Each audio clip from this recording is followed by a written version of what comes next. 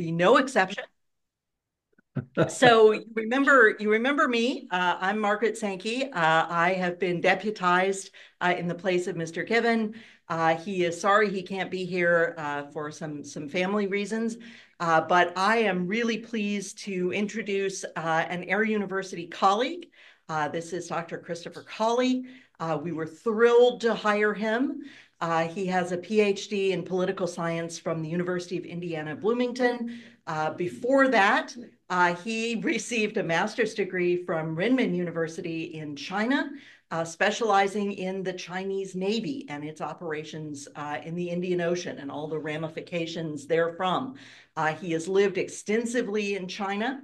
And what made us especially excited to get him is that his current research is on Chinese-Indian relationships, especially as they play out in the Indo-Pacific, which those of you who are with us for our State Department lunch a little bit ago can see that this is some very serious competition in which even Alabama has had a role to play. So I know you'll enjoy the proceeds of the research he has just been doing out in the Pacific. So Dr. Colley.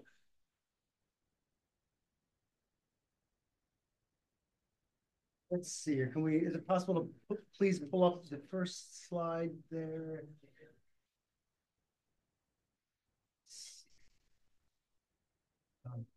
Okay, well, while we're waiting for the first slide, I guess, to come on.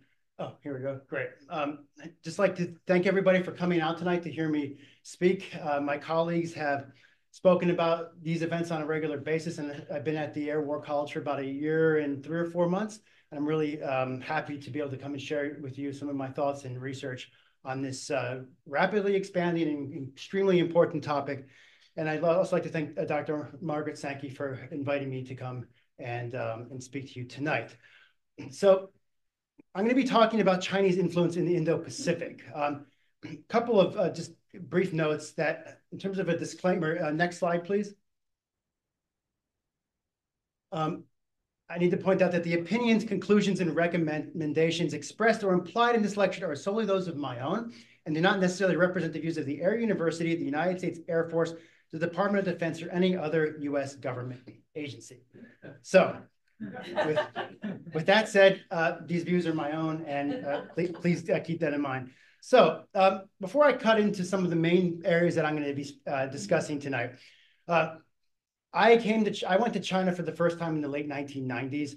And so why did I get involved in it? A very simple reason: China matters, and it matters enormously. In the late 1990s, there were questions about, does China really matter?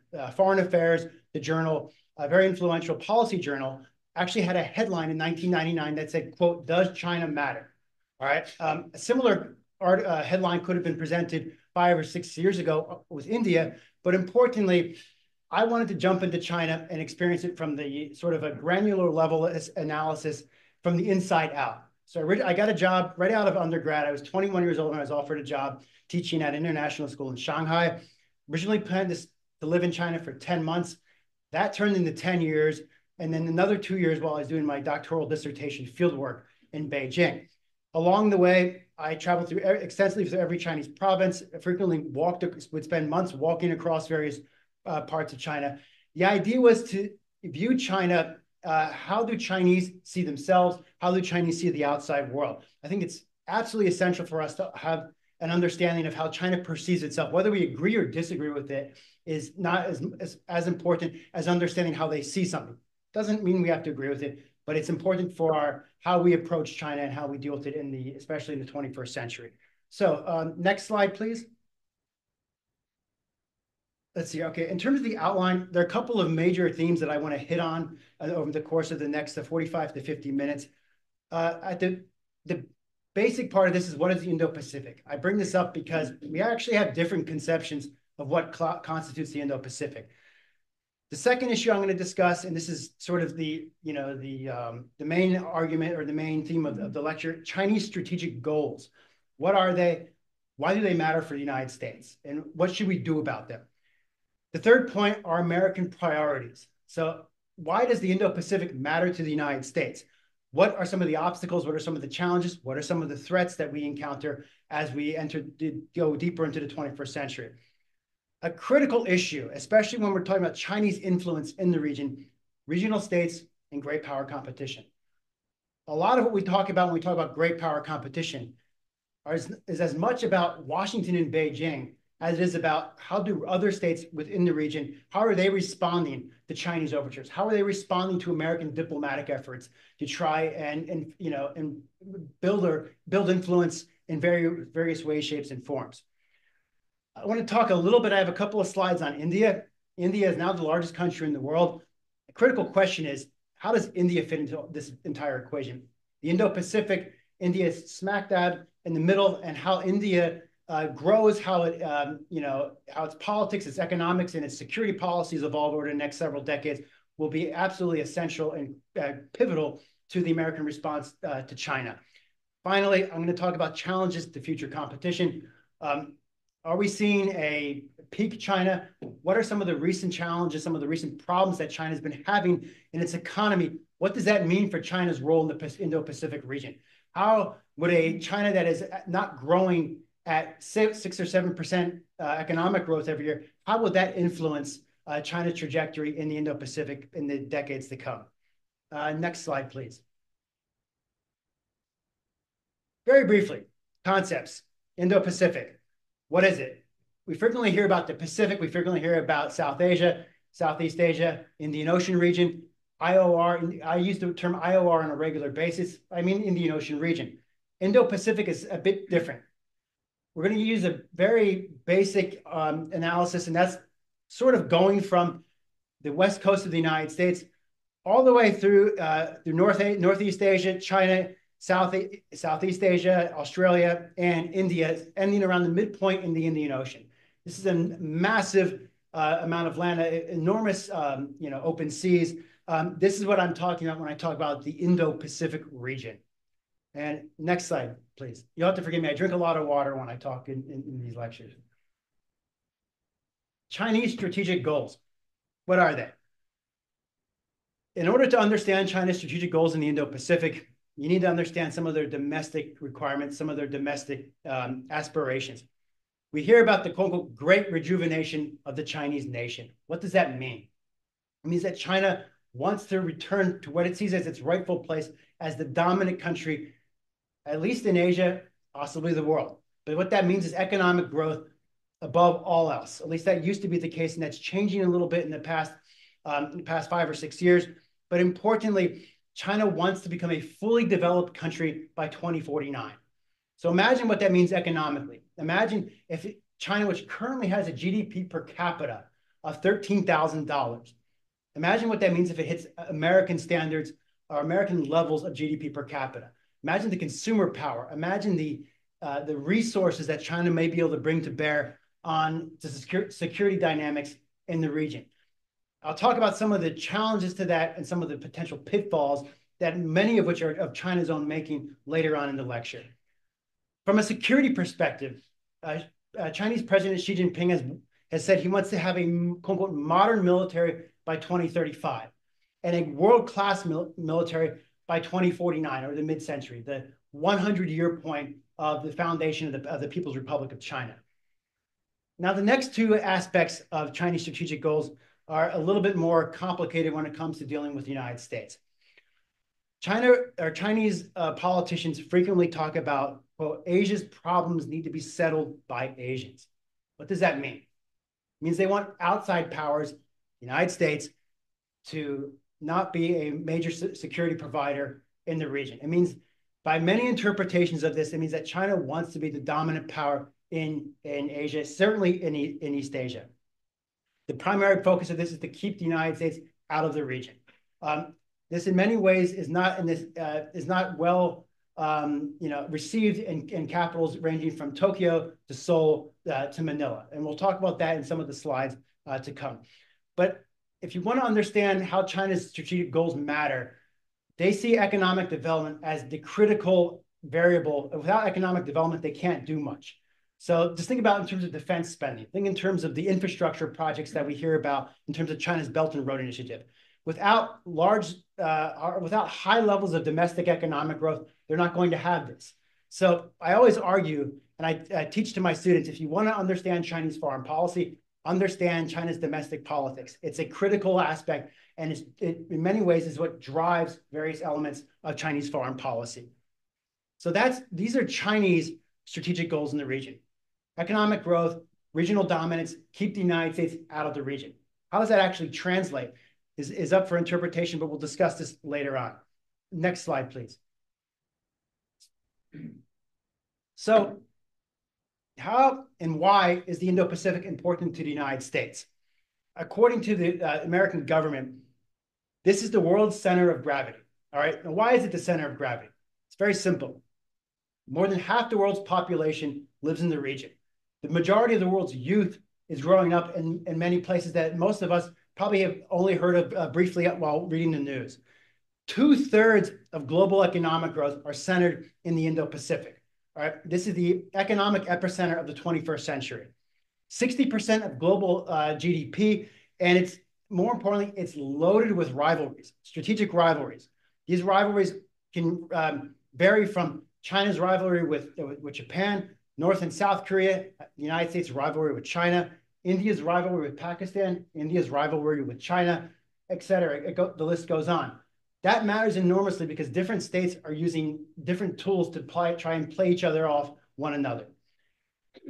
Of equal importance from our economic well-being, at a low-end estimate, $1.75 trillion in trade in the Indo-Pacific goes to the United States. So we have a vested economic interest in maintaining peace and stability in a region that is riven with rivalries. Just think about that. If war breaks out between any one of these rivalries, even if it's a relatively small and localized war, that can have an enormously detrimental impact on our economic interests. Next slide, please. How do we compete?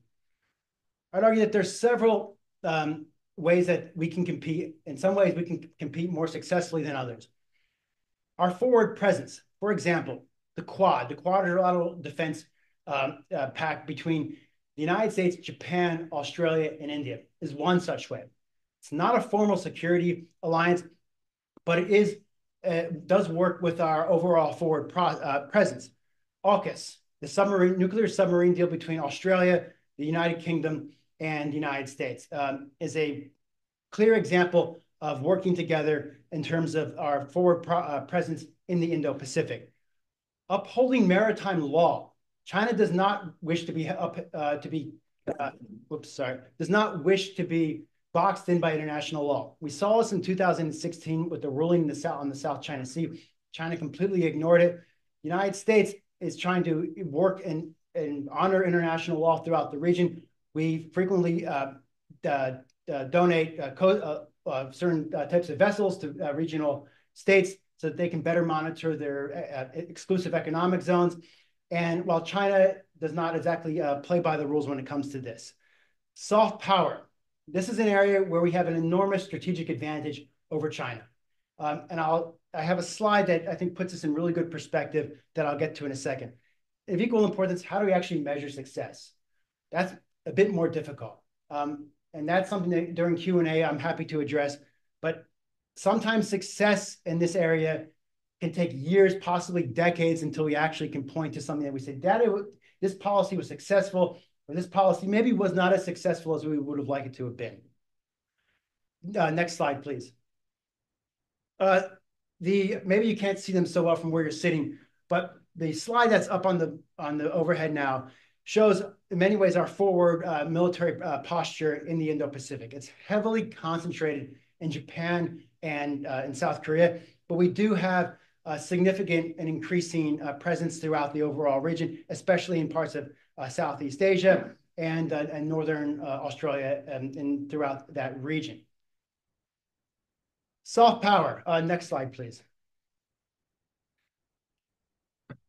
Okay. I think this is an area where it may be underappreciated, but this is a critical advantage that we have in terms of competition with China in the Indo-Pacific. You'll see the picture on the right there. Those are Chinese students at graduation from Columbia University. the data chart on the left, I'm going to walk over here. These are the number of Chinese students that are just before COVID were studying in the United States. All right, that comes out around 400,000. What does that mean? Okay, why is this important? This is probably the best example of American soft power that I can provide you with. Just to put this in perspective, in March of this year, guess how many American students were studying in China? Anybody want to take a guess? In March? About 300. All right. Upwards of 400,000 Chinese students studying here, 300 American students studying in China. Yes, the number did go to 800 this past summer, but a lot of those students were on study abroad programs for just 3 or 4 weeks in the summer. The point I'm making is that imagine if America's senior leaders sent their children to Tsinghua, Fudan, Beida, and Renmin University of China for undergraduate degrees. What does that actually tell us about our competition with China? Think about it. That shows that they don't have confidence in their own higher levels of higher institutions of education. They send their children to our universities. If we go 45 minutes down the road that way, or 2 hours that way, we will find thousands of Chinese undergraduate students at various universities in the state of Alabama. That's a testament to American soft power and to the idea that China will frequently says the East is rising, the West is declining. If you go through Chinese language sources, you'll find Chinese leaders talking about this extensively over the past 10 or 15 years, especially since the 2008 financial crisis. Many of those same leaders send their children to our universities. So from a competition perspective, do we take them at their word, or do we actually say, wait a second, what do you mean by that? Where do you park your money when you want to put it in a safe place?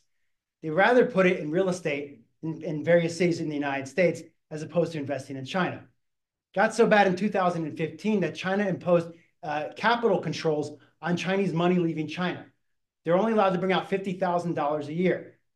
Think about that. We have open markets. You can move money in it how you like in the United States. Their number one choice of destination for investment is the United States. I just point that out because if we're in competition with them, actions speak louder than words. They're sending their best and the brightest to our universities. And even more interestingly, many of them want to stay here when after they graduate and work to contribute into science and whatever may be in this country, not go back to China with those skills that they've learned. Next slide, please.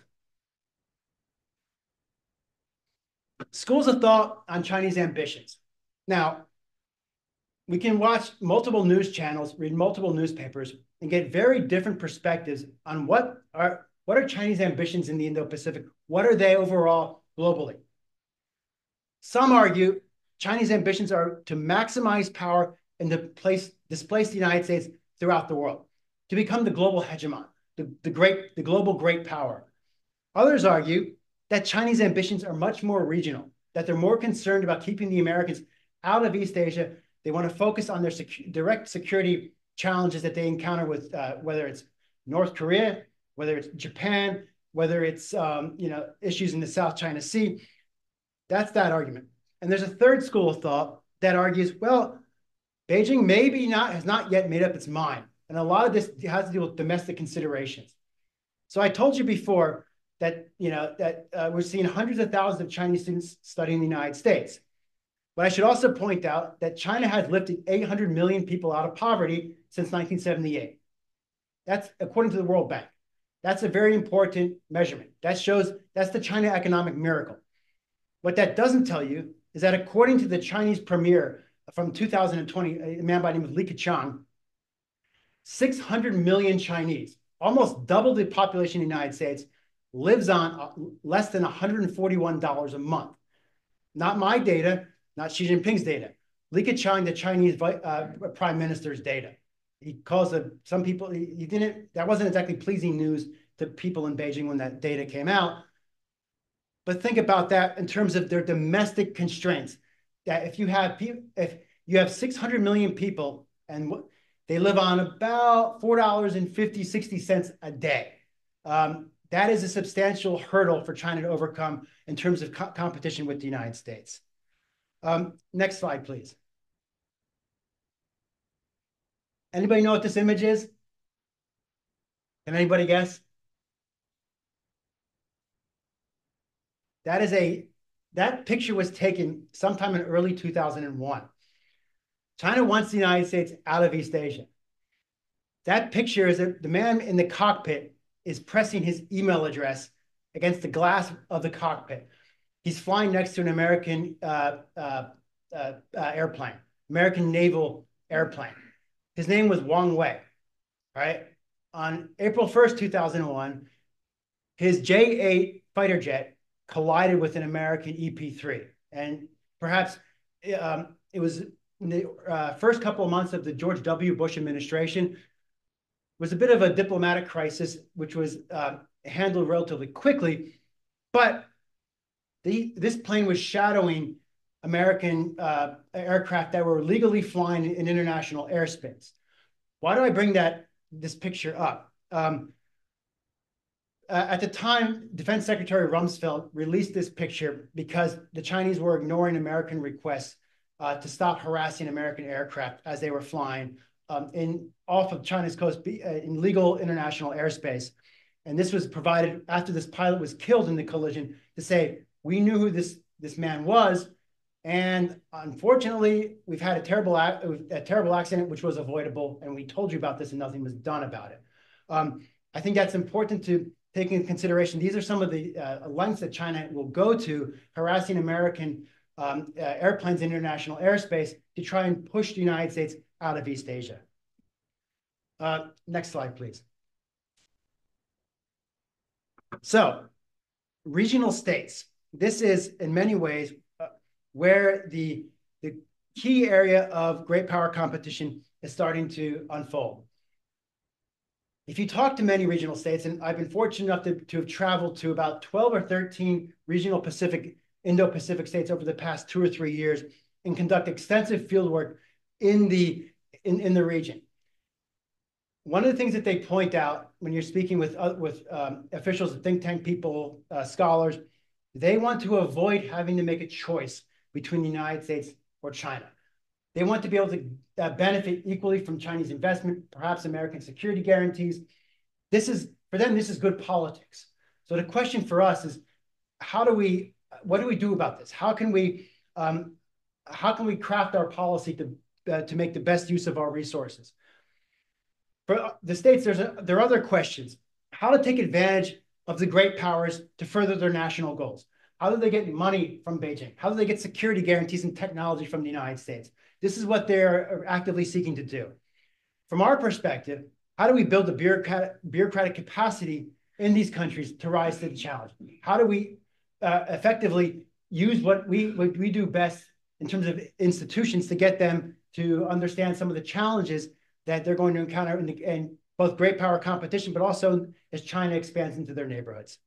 And next slide, please. So you may not be able to see this as well in the back, but the question is, who's afraid of China? All right. I'm going to move away from the microphone for a second here just to try and use my hand here. The dark blue on this represents unfavorable views of China, and the green represents favorable views.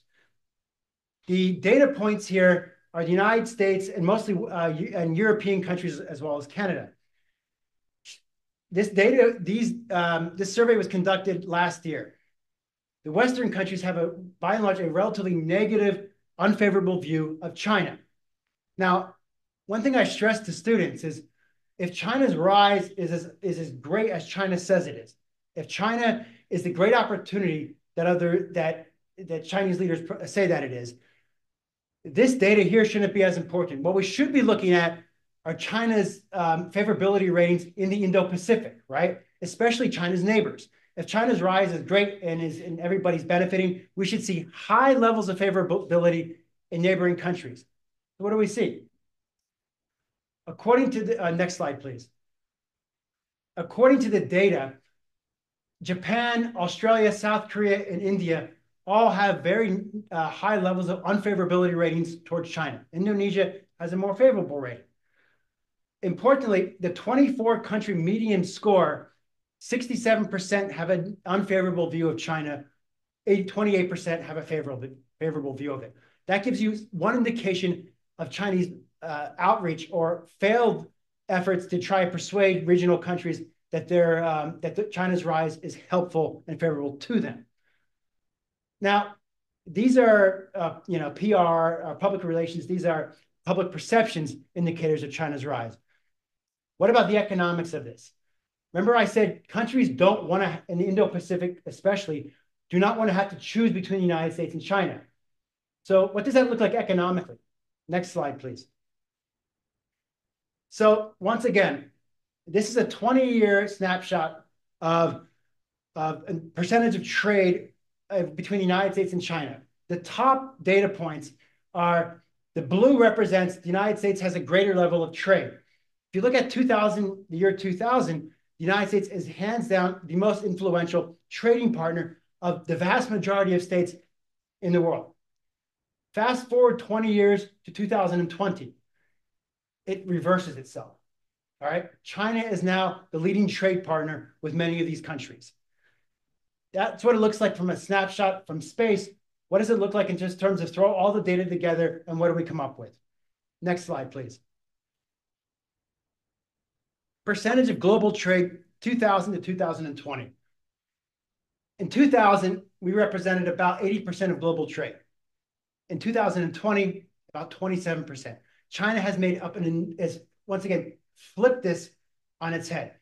We need to be aware of this. So when we're trying to compete for influence in other countries, be aware that whether we like it or not, these countries have an economic interest in maintaining good ties with China. Something that we need to be cognizant of. I'm going to get into a case study now with Nepal. Next slide, please. So Nepal is a landlocked country that has relatively low levels of development and is stuck between China and India. Nepal is trying to figure out how to play China and India off one another. You could say, Nepal would say to Beijing, can you give us this because India is giving us that? And trying to get a tit-for-tat response between Beijing and New Delhi, all right? They're having some success with this, but not as much success as they would like. They also have enormous capacity challenges, state capacity and human capacity. In my interviews in Nepal, I was informed by multiple Nepalese sources, there's not a single Mandarin speaker in the entire Nepalese government. Think about that. You share a massive border with China. You don't have a single Mandarin speaker in your entire government bureaucracy. How are you going to read what the Chinese are saying about you? How are you going to go to Beijing and get the best deal for your country? Next slide, please.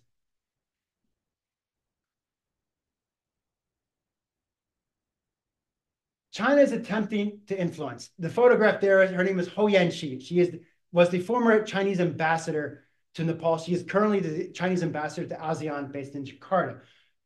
That was her photograph from one of her social media sites. Nepal is trying to play the quote unquote China card. They're trying to figure out how they can extract the best concessions from India to a less extent from the United States. For example, there is a railway project that Nepal wants to free itself from India in terms of being landlocked.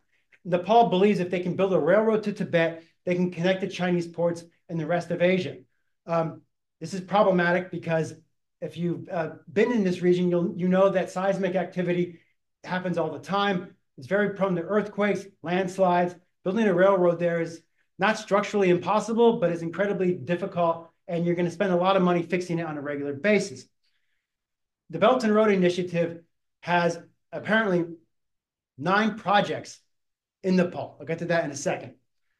Nepal wants grants. They don't want loans. China, there's a difference. We often hear that China is giving X amount of money to country A, B, and C. What we don't hear is how much of that money is in the form of grants, which sometimes they don't have to pay back, and how much of that is in the form of loans, which are generally at international market rates. This is a state secret in China. China does not run around putting up information on how much money they are providing to other countries. One of the reasons is because they want secrecy from the outside world. Another reason, China doesn't want the Chinese people to know how much money they're actually spending in other parts of the world. Think about the dynamics of how that operates in the United States.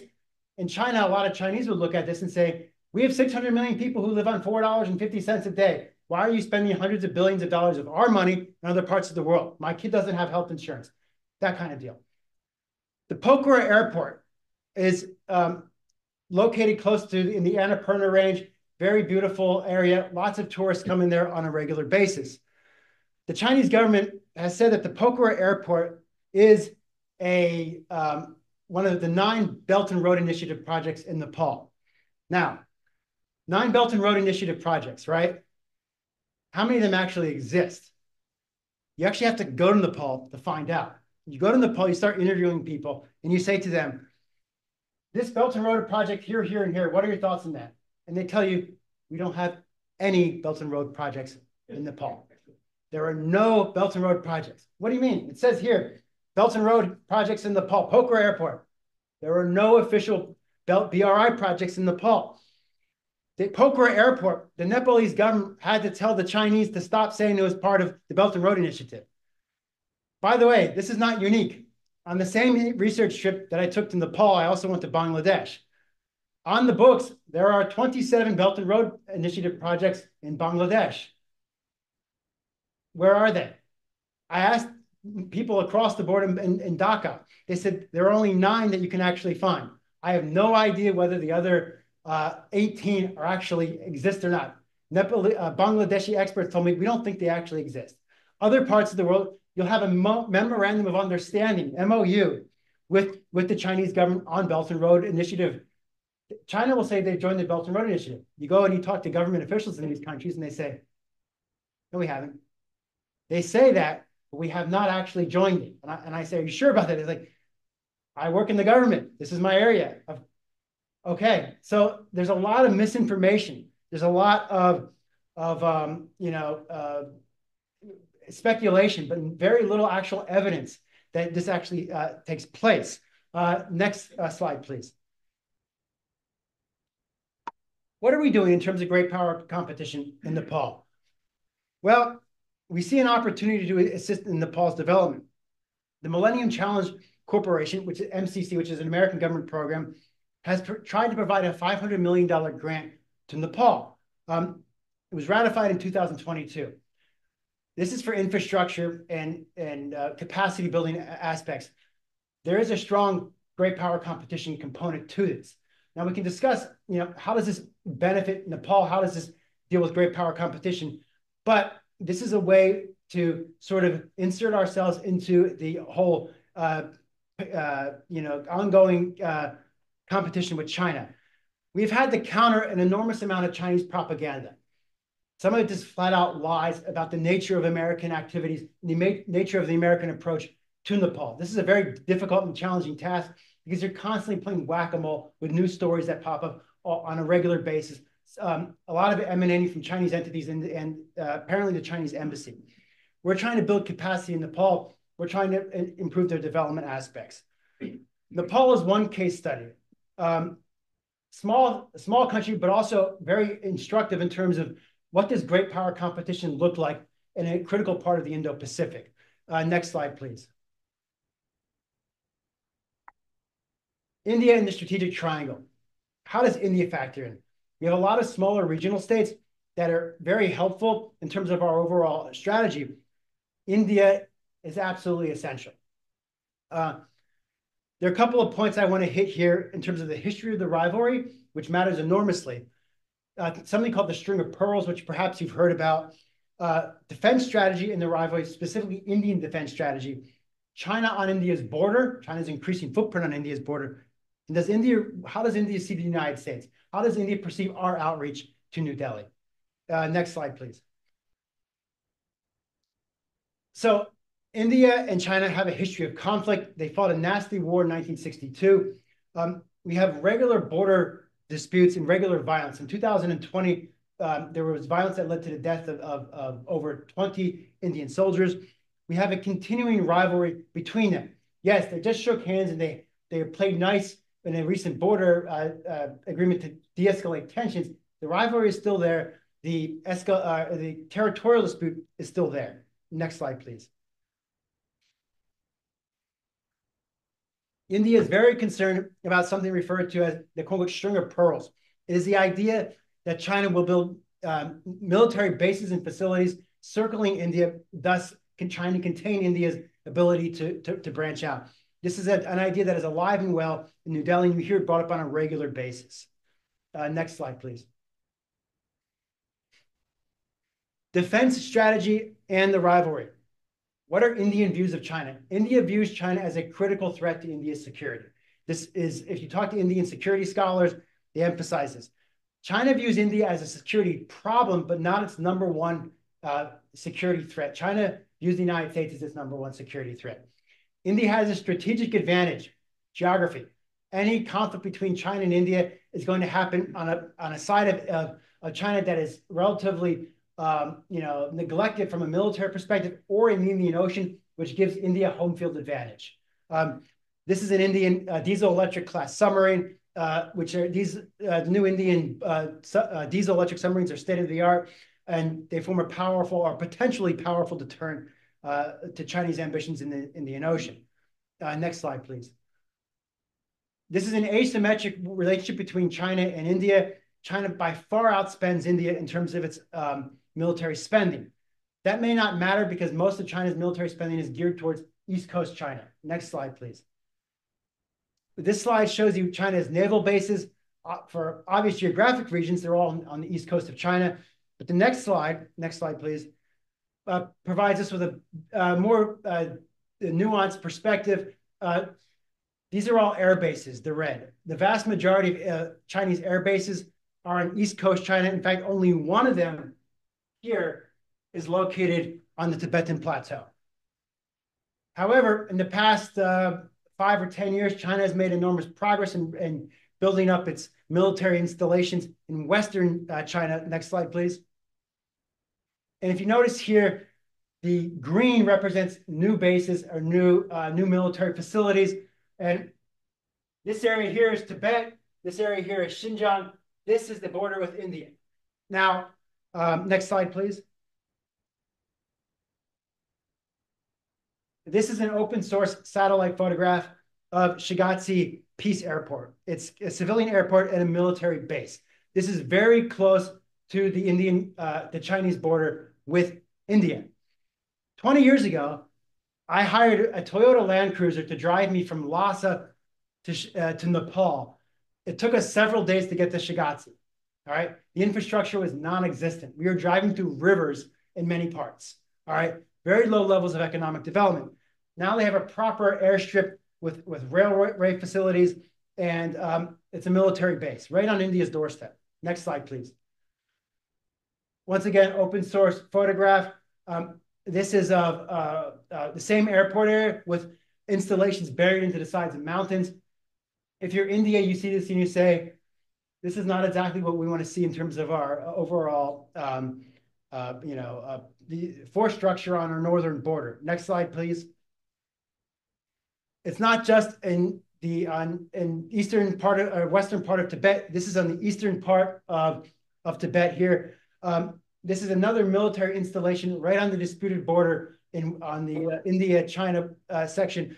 This here is a high-speed railway station, which means with a high-speed railway station, you can get main battle tanks to a potential battlefront very quickly. This obviously has generated deep concern in parts of New Delhi, and it is something to keep an eye on in the future. Next slide, please.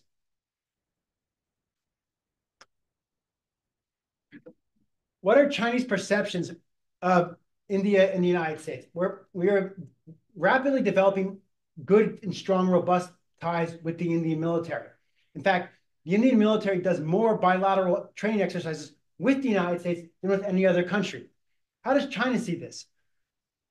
Pardon the cartoon, that's from the Chinese nationalistic tabloid, the Global Times. But China doesn't like this.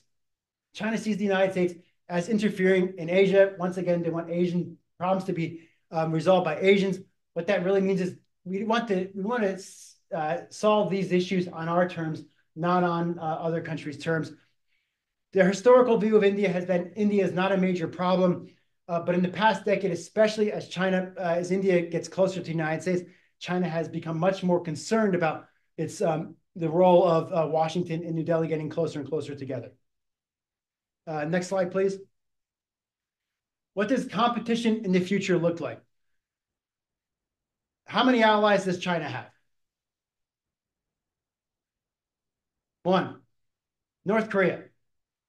Now, when you talk to Chinese security specialists in China, and you ask them about North Korea, all of them say that North Korea is not an asset, it's a liability. Why? They're afraid North Korea is going to start a war that China actually doesn't want on its border. They don't want millions of North Korean refugees flooding into Northeast China. That causes massive infrastructure and other human problems throughout China. Third country agency. This, in terms of competition in the future, this is a critical aspect. How are third smaller countries going to interact between Beijing, Washington, and to a less extent, New Delhi? Finally, demographics. This is something that is brought up on occasionally. It's becoming much more popular. I'm frequently asked, what do I see as the number one threat to China? The data there, if I'm Xi Jinping, I wake up in the morning, that scares me more than anything. That is a terrible problem that is going to be very, very difficult to overcome. What is it? It's a dependency ratio, which is very simple, the ratio of working age to non-working age people. Translation, China is seeing a massive increase in the elderly population, a massive decrease in the working age population. What does this mean for the economics? What does it mean for the workforce? It's already having a terrible effect on China's economy. Usually China doesn't like to talk about these things, but the People's Daily newspaper, which is this right here, 2 years ago, actually admitted for the first time that China's population shrank by 850,000 people in 2022. That's a very low-end estimate. That also doesn't account for Chinese who leave China for better places, and I'll talk about that in a second. But this is not going to get better. You can't stop the tide from coming in. You can try to alleviate the concerns of demography, artificial intelligence, higher levels of education, higher retirement ages, yes. But the fact remains that is happening, it's going to continue to happen, and it's going to get a lot worse. Once again, the economics, the domestic politics of China are critical to China's ability to compete in the Indo-Pacific with its rivals. That is very difficult to overcome. Next slide, please. When I first went to China, one of the reasons I got involved in studying China is because everywhere I looked, I was told the 21st century is China's century. If you want to understand geopolitics in your lifetime, Chris, you need to go and understand China because that's where things are going to happen. So put on a backpack. 18 hours later, I was in Beijing. In 2000, the data here shows projections that China was going to be the world's #1 economy outright, said 2026. All right. Every year that goes by, that's being revised to the extent that some estimates now are saying, actually, China may never surpass the United States economically. Doesn't mean China is going to be weak. It just means that the projection, the certainty that China will replace the United States as the world's dominant economic power is no longer set in stone. Now, a lot of organizations, investment banks especially, are saying, we need to revise our China growth figures. We're not convinced that this is actually going to happen the way that we thought it was going to happen 10 years ago. Next slide, please. All right. Are we seeing a Chinese long game? A long game is the argument that China has the ability to outcompete us because of the structure of their system. I'm not buying it. All right. Can China outcompete us? Because what we see about China is phenomenal. Growth rates through the roof. When I was there in the 2000s, it was the decade of double-digit growth. Every year, 10, 12, even 14% economic growth year after year after year. Those days are gone. Some of the challenges to the argument that China has a long game. There are many, but these are some of the ones that I want to highlight quickly. The BRI is not actually well thought out. Case in point, Colley shows up in Nepal. Where are the 9 BRI projects? Sorry, Chris, they don't really exist. All right. BRI is a very convoluted, complicated, contradictory policy, which would sort of entail a separate lecture altogether, but it's not as well-oiled as we believe it to be. The one-child policy was a demographic and social disaster for China, which only ended 2015. All right, but the fact that they stuck to it for 35 years does not suggest a country that is playing the long game, that is ready to overtake the United States. No real allies. Yes, North Korea doesn't count. A declining economy. Some estimates say that China only grew by about 1.5% last year. Some say it's actually lower. Some say it's 4.5%. We don't know, because very few people trust the data that's coming out of China these days. If you're an economist in China and you say something the government doesn't like, guess what? You no longer have a job, and that's if you're lucky. No red teaming. What do I mean by red teaming? The ability to have teams that go into the policy process and say, you're going to play the United States, you're going to play the Philippines, we're going to play China. We want to generate different perspectives. Pretty much, what are we doing right? What are we doing wrong? And how can we fix it? Nobody's telling the leadership what you're doing is actually not a good idea. Okay. When President Xi Jinping decided that he was going to abolish the 2-term limit in the Chinese constitution, people took the hint that he's in there for the long term. He's not to be challenged. They tend to irritate their neighbors. If they have a long game that is very well oiled, that is designed to maximize profits, designed to maximize influence, they're doing a very poor job of it in their own backyard and in economically advanced countries in Europe and North America.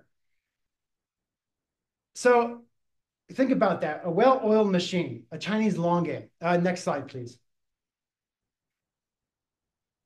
So what does this data here show? More people leave China. Those who can leave China are leaving China. I talked about the students.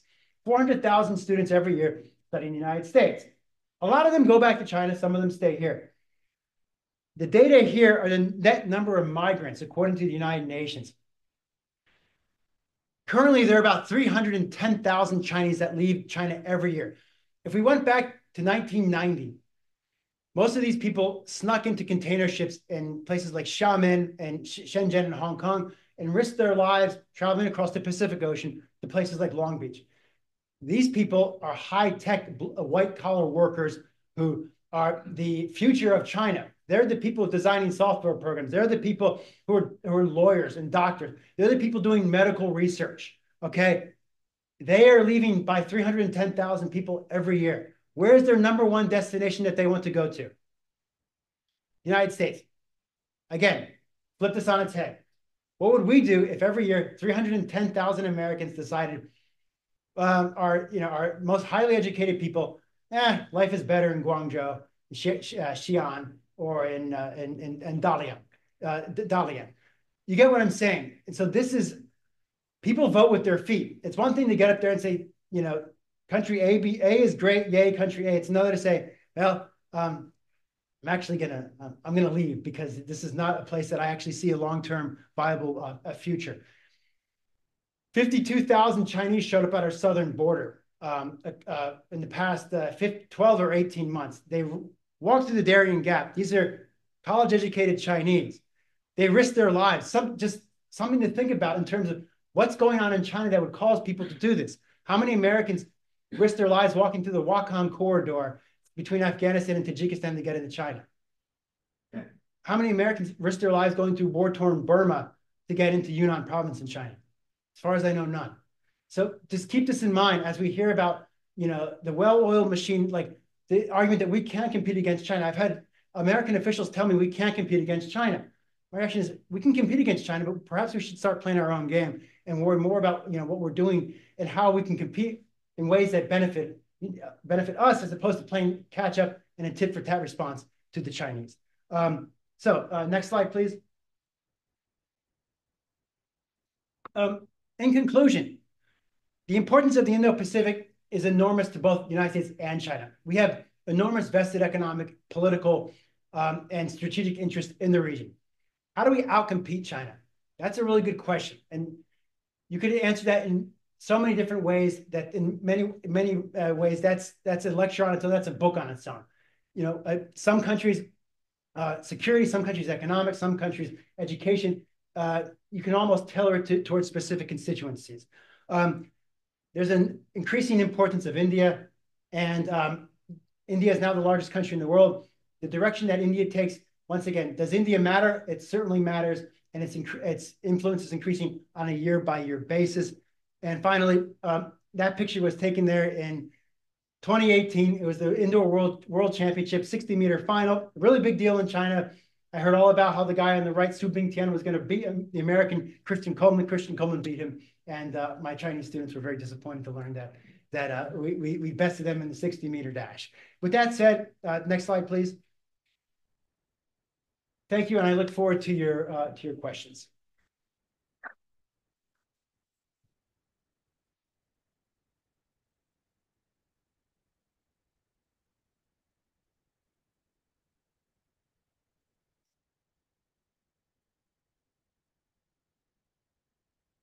You learned Chinese.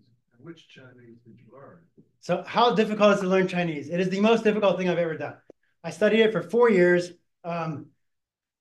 Yeah, I learned Mandarin, Putonghua in Chinese. It was very rewarding and very frustrating. The tonal aspect of it is really hard. And to be honest with you, it's the kind of thing. It's like if you're an athlete, you train your muscles. If you have 6 months off, your muscles atrophy, and you're like, oh no, how do I say something? I forget how to say something. It was a very basic thing. It's the most demanding thing I've ever done mentally, and I would equate it to it's more difficult overall than running a marathon. I used to run the Beijing Marathon every year, and studying Chinese is more difficult. It's more challenging because it's a constant thing. I'm not gifted with languages, and so for me, I had to just sit there constantly and say, okay, time to go back and study Chinese. Time to go back and study Chinese. Go talk to the local food vendor. Use the same words over and over again. It's I guess linguists say it's actually good for your mental health, but it drives you crazy, if that makes any sense. Yeah, but it was a very rewarding experience, I'll say that.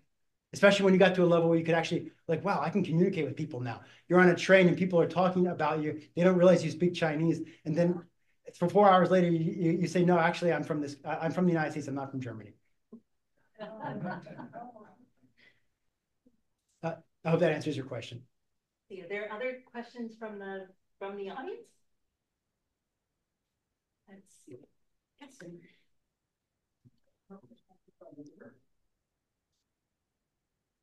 you talk? I don't think it's on. There's one here. Yeah, this one appears. Thank you. Can you talk to the 4 red lines that the U.S. is not to cross that was announced at APEC just by Xi Jinping recently?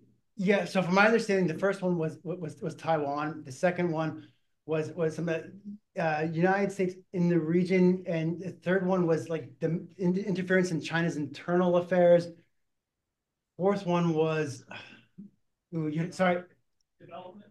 Yeah, something about development. These are not new. China's been saying this for decades. You know, the China is convinced that the United States is trying to contain China. Like, this is what it comes down to.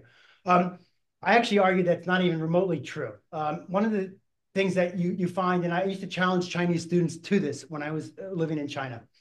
Find me a country that has been more helpful for China's development than the United States. And they all laughed until I gave them 6 months to actually come up with a research project that looked at other countries, and they found, lo and behold, guess what? They said, wow, you're right. The United States has been the #1 source of China's economic development. No country has contributed more to China's rise than the United States. And so I would argue these are more talking points. We're well aware of them. China has a unique perspective on this, but the United States has been instrumental in sending things like foreign direct investment into China. The United States has been instrumental in educating China's current, League of Scientists. If you go to Chinese universities' websites, look at their hard science departments. A lot of them have PhDs from American institutions, and so yeah, I see that more as like, if for President Biden would say, yeah, we're aware of this, and You've been telling us this for decades now. I hope that I guess what I'm saying is I don't see anything terribly new about what President Xi Jinping said to President Biden. Sure, but I also don't see the U.S. as paying any attention to the lines either. So sort of. Yeah, I mean, like especially with things like chip wars and how we're going about the concern that China is stealing our technology, which it is, and bringing it back to China to develop globally competitive industries that directly compete with the United States. Americans lose jobs as a result of this. That's the nature of the sport that we're playing. And so, from an economic development perspective, guess what? We have to do something about that, because if we don't do something about that, there are going to be entire industries that are going to be hollowed out in the United States, and that's a real problem.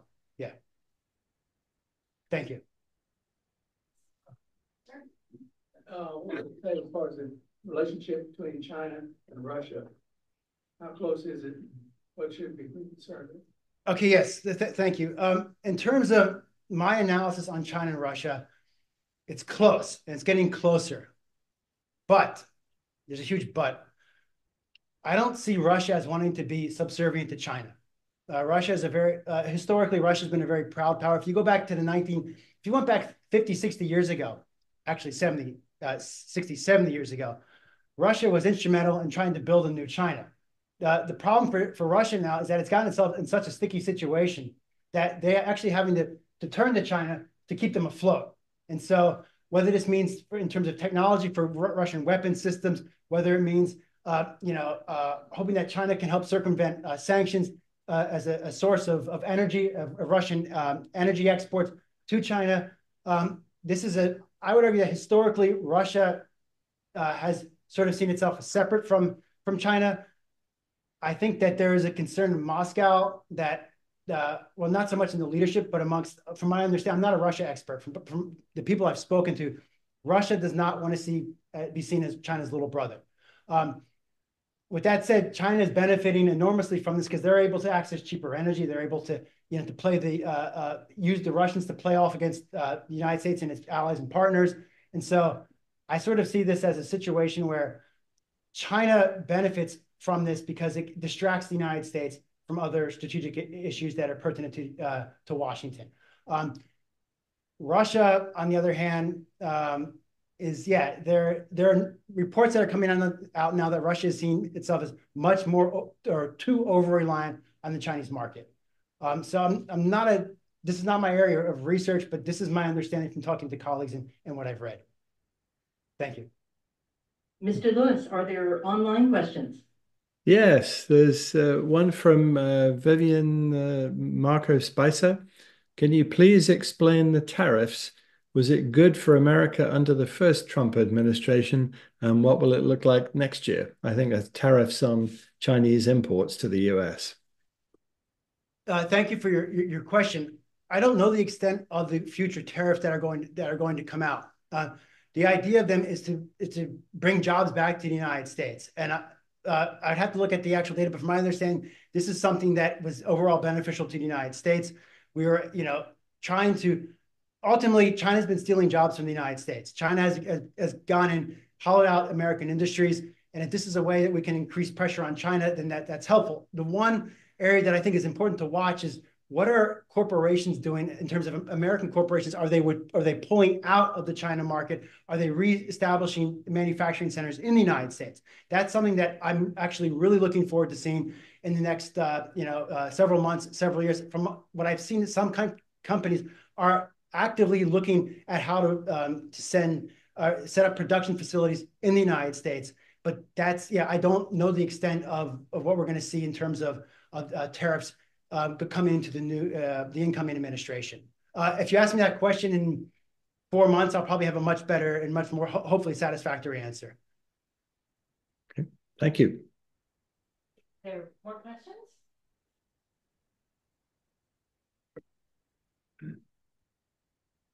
Is the BRI or the Belt and Road Initiative deemed successfully economically or geographically or either one? Please define what you mean by success. To the Chinese government. Okay, yeah, great question. This is something that I've spent a lot of time looking at. Short answer, no. Long answer, it depends. All right. It depends because many BRI projects are not economically viable. In fact, they are an enormous, I would argue, they're an enormous waste of Chinese resources. And this is sort of where the question of how do we compete with China? The BRI on the surface is this all-encompassing program that is going to overtake the world, and we're going to be left sitting in the dust as China marches into the 21st century. You actually dig into the data, you dig into you actually do country studies. And fortunately, the data that we're coming across shows that a lot of countries simply can't repay this stuff. Or of equal importance, these projects never actually get going. Let me give you an example. The flagship program of the Belt and Road Initiative is something called CPEC, China-Pakistan Economic Corridor, okay? Pakistan says it's worth $65 billion. China doesn't really actually talk about how much it's actually worth, but let's take the $65 billion quote at its face value. The people I've spoken with in China on this very issue have argued that this is not a viable economic program.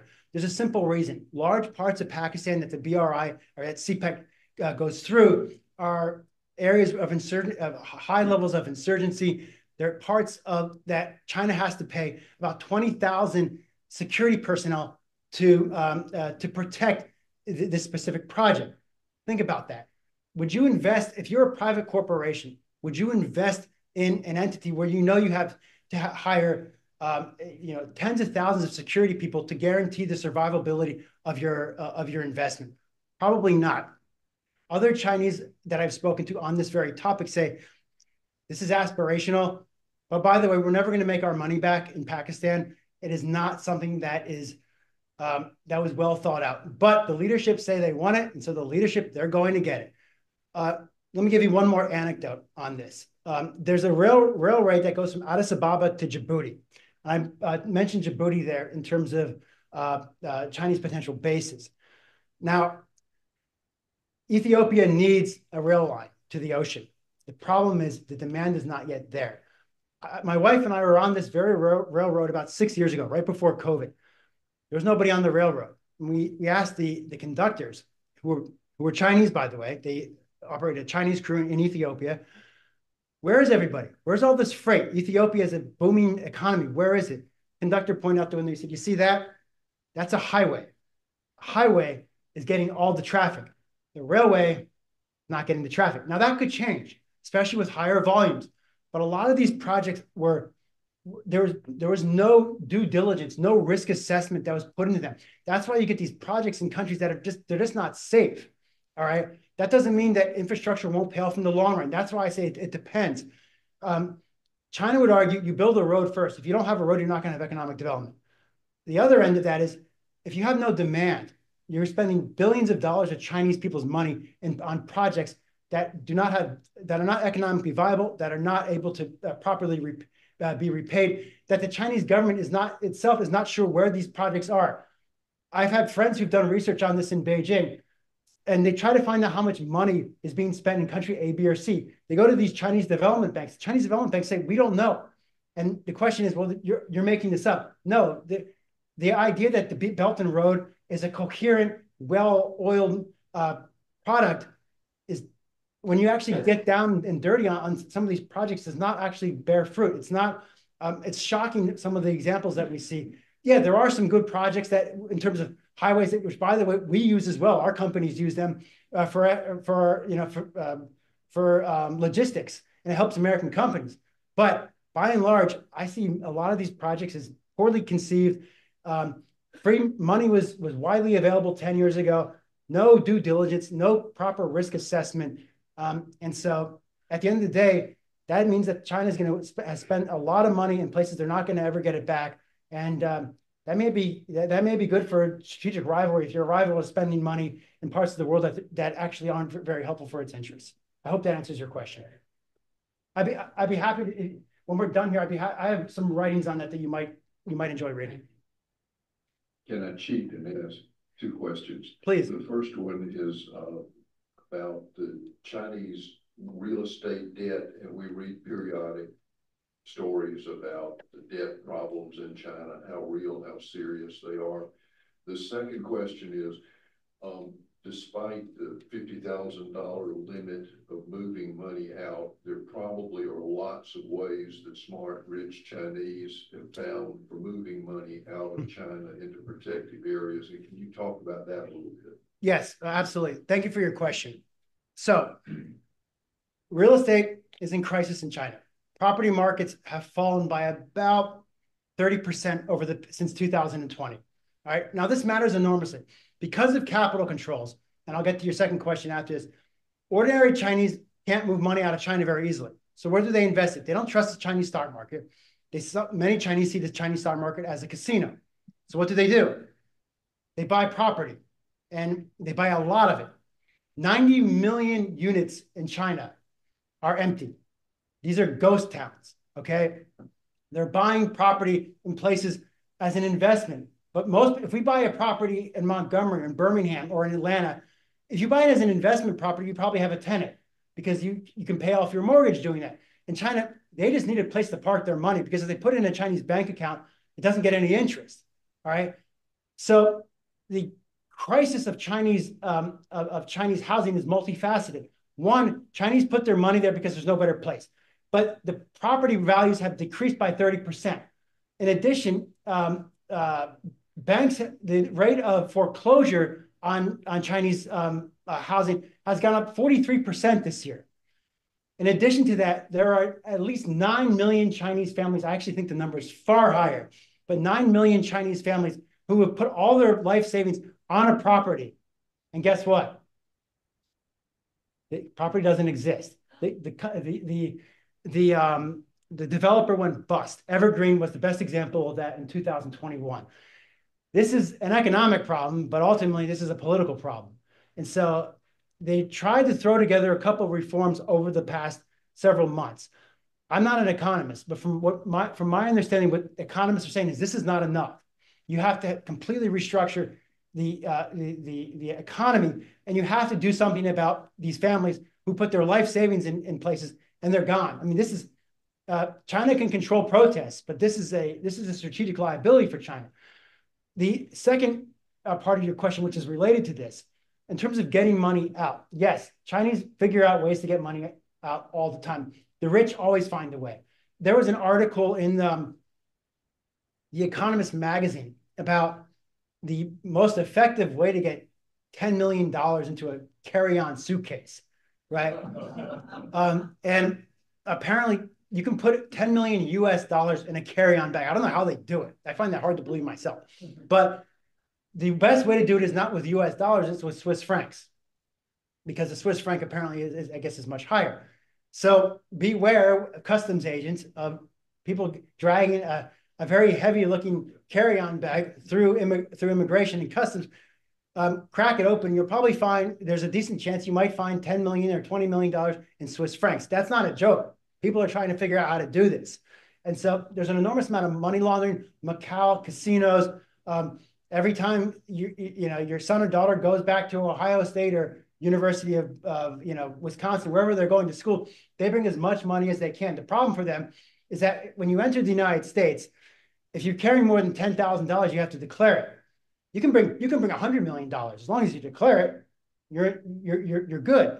But a lot of them don't want to declare it because you bring $50 million in cash in the United States and you declare it, you're probably going to lose $20 million. And so they don't want to do this. But this is a deliberate attempt by the Chinese government to limit capital flight. But think about what that means in terms of Chinese confidence in their own country. If I'm going to prevent you from taking money out of my country because you don't have confidence in your own country's future, these are troublesome times.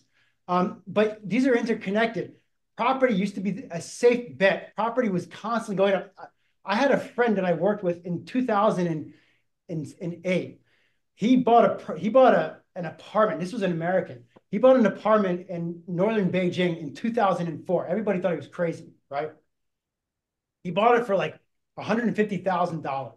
He was like, "Why did you invest that?" Well, he was the one laughing in 2008. He sold the apartment, and China was a cash economy in 2008. You know those big camper backpacks that people were? I'm not making this up. He had to hire 2 big security guards to walk with him as he went from one bank to another to figure out how to wire the money back to the United States. The point is, property was always a great investment. The Chinese were clamoring to buy property, especially in big cities like Shanghai, Beijing, and Shenzhen.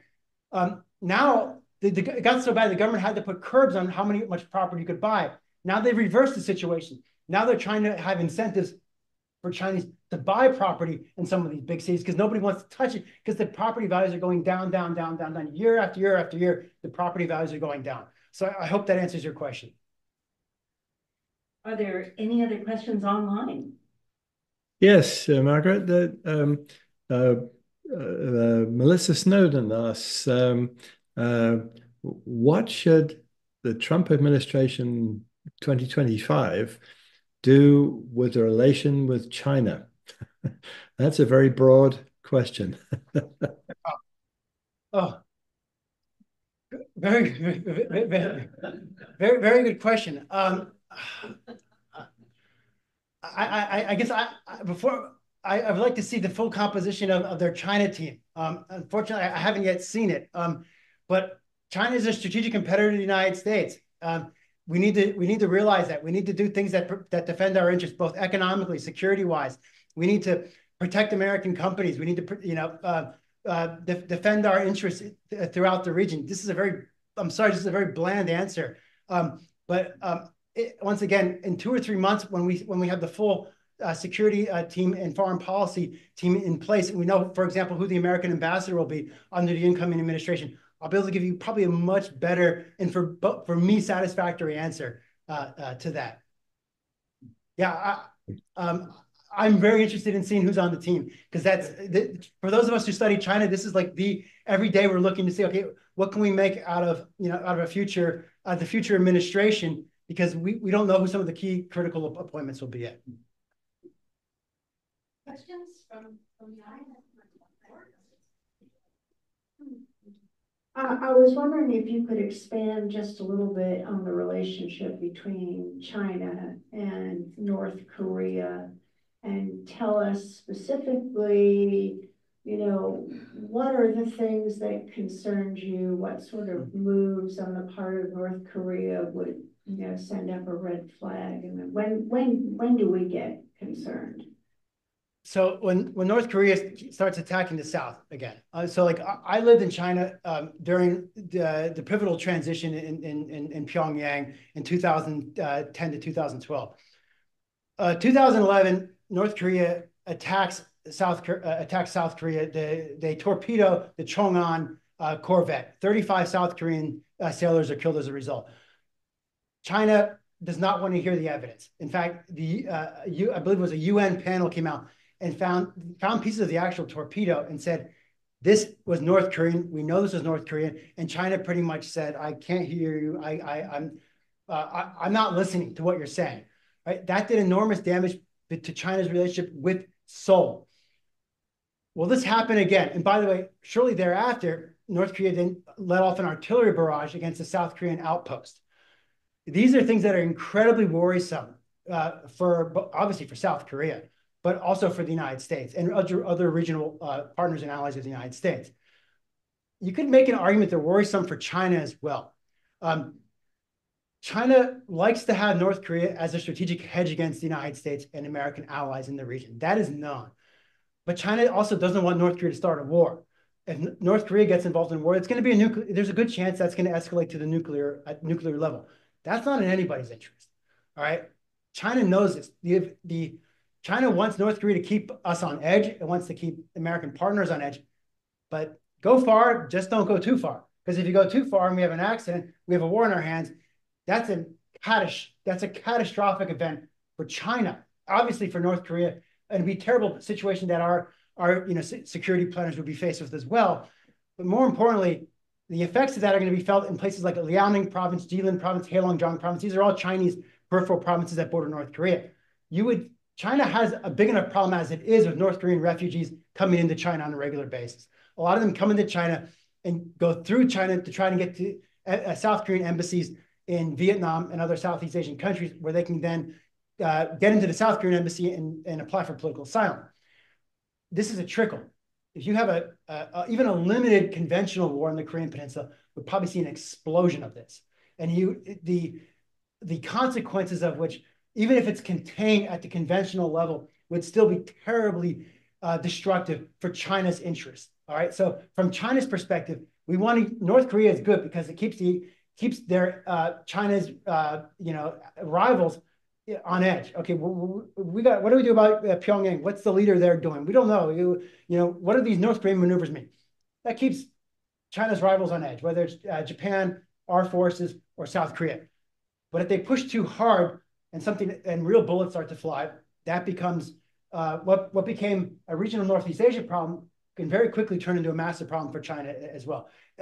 Chinese security scholars and analysts will, in public, they don't talk about this stuff, but if you get it with them one-on-one over a cup of coffee, they're like, yeah, that may not be actually in China's long-term, or for that matter, China's short-term interest, because we don't know where that's actually going to end. Once it breaks out, we don't have the ability to contain that the way that perhaps they want to. I hope that answers your question. Mr. Lewis, would you like the last word? Oh, very kind. We've heard much about the growth of the Chinese military. Do we have a sense of how much drain that is on their economy, and how long that can be sustained without damaging the economy? Thank you for your question. Last time I checked, and somebody can feel free to fact check me on this, I think China's official defense spending is about 2.3% of China's GDP, which is actually relatively small, right? Compared to other countries in the world that are going through rapid military modernization. The key question is, do we believe that number? All right, that's something that you could add it probably a full percentage to that, and it'd still be relatively low in terms of peacetime, the military spending. The key aspect of this, though, is if China's economy is actually not growing at the rate that the Chinese government says it is. Let's say it's growing at 1%, which is a lowball figure, but it's quite possible. Down the road, that's going to have an enormous impact on China's ability to continue building the military that it wants to build. A lot of the kit that we see going out today, or in the past 10 years, these destroyers, these frigates, these ballistic missile submarines, in 5-10 years, they're going to be reaching their half-life. They're going to have to be retrofitted. The amount of money that goes into upgrading them is very high. And I'm not sure China has actually factored in the cost of that. But more to the point, watch Chinese economic growth. That will have a direct impact on their ability to build and maintain a very powerful military. With that said, they have the world's second highest military budget, but the costs in China are significantly lower. Last time I checked, this is a dated figure. The average PFC in China, private first class, is paid about $2,000 a month. From my understanding, the average American PFC is paid about $20,000. Now, I may be off a bit on that, but that data point is about 5 or 10 years old. Their personnel cost is significantly lower.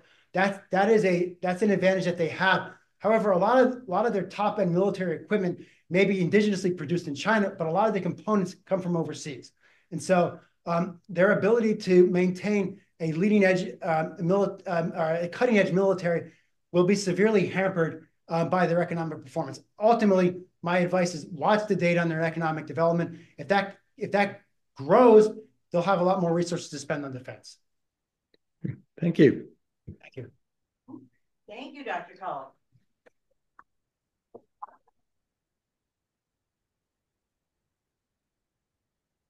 Thank you for having me. I really enjoyed speaking with you tonight.